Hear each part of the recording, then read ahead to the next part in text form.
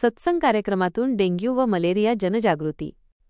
रांजणगाव प्रतिनिधी आरोग्य सेवा सहाय्यक संचालक डॉक्टर विवेक खदगावकर यांच्या सूचनेनुसार दिनांक 4 सप्टेंबर 2025 रोजी प्राथमिक आरोग्य केंद्र रांजणगाव अंतर्गत ग्रामपंचायत आंबेहोळ येथे आयोजित केलेल्या सत्संग कार्यक्रमात डेंग्यू व मलेरिया प्रतिबंधक उपाययोजनांबद्दल जनजागृती करण्यात आली। यावेळी आरोग्यसेवक नितीन तिरमाळी यांनी ग्रामस्थांना कीटकजन्य आजारांविषयी सविस्तर माहिती दिली।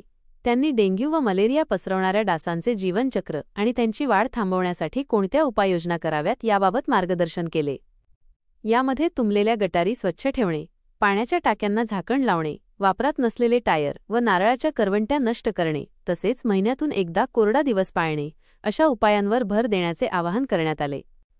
हा जनजागृती कार्यक्रम जिल्हा आरोग्य अधिकारी डॉक्टर भायेकर, जिल्हा हिवताप अधिकारी डॉक्टर सोनवणे, तालुका आरोग्य अधिकारी डॉक्टर पाटील, आरोग्य निरीक्षक किरण बेलदार आणि वैद्यकीय अधिकारी डॉक्टर मनोहर जाधव यांच्या मार्गदर्शनाखाली यशस्वी झाला।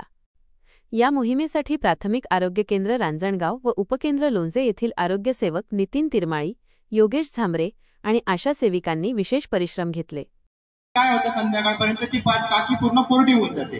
तो कोरडी झाल्यामुळे त्याच्यामध्ये डासांची जी अंडी आहे ती अंडी सगळी नष्ट होऊन जातात आणि दुसऱ्या दिवशी जेव्हा आपण टाकी भरतो, टाकी भरल्यानंतर त्याला पूर्णपणे आपण झाकून ठेवायचं, कापडाने म्हणा कशाने झाकणाने म्हणा, की जेणेकरून त्याच्यात डास बसणार नाही आणि डास बसणार नाही तर तो अंडी घालणार नाही आणि मग ते जंत तयार होणार नाही। त्याच्यामुळे आपल्या घरातल्या सगळ्यात महिलांनी आपल्या टाक्या असतील ते पूर्ण घासून पुसून कोरड्या करून ठेवायच्या आणि त्याला झाकून ठेवायचं। काय आपल्या घराच्या जवळ छोटे छोटे भांडे असतात, तेलाचे भांडे आपण पाण्याने भरून ठेवतो, त्याला कायम झाकण लावून ठेवायचं।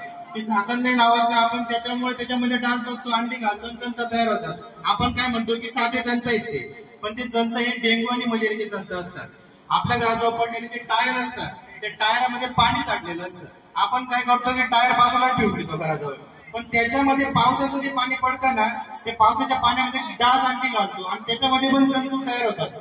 तिथून जो खरा सोर्स आहे डेंग्यू आणि मलेरियाचा सोर्स तयार होतो।